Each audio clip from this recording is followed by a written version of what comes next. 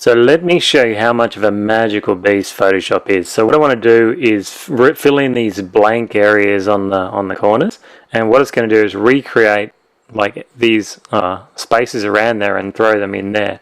So first of all, what we're going to do is command click. So we want to make a selection. So I've just command clicked on the layer, invert that selection, shift command I, and then come over to here, and we'll use our magical tool, Content Aware Fill. So of course we've created our selection, so Photoshop knows where we're selecting from, and Photoshop's opened up the preview Content Aware dialog. So this is the preview pretty much.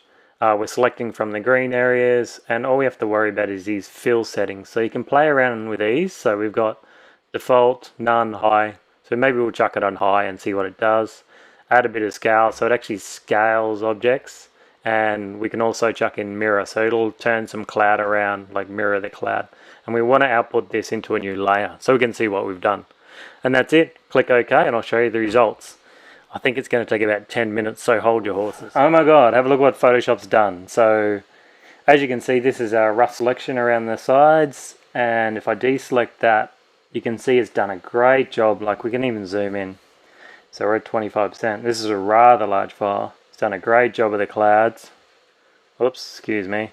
But it's done a pretty shitty job of the water. So you could probably go back and do some adjustments. Maybe not the mirroring or the scaling. I think that's what it's stuffed it up. But otherwise, beautiful job, Photoshop. Thank you very much. I'll just crop the water at the bottom and we'll see the results later. Thanks, guys.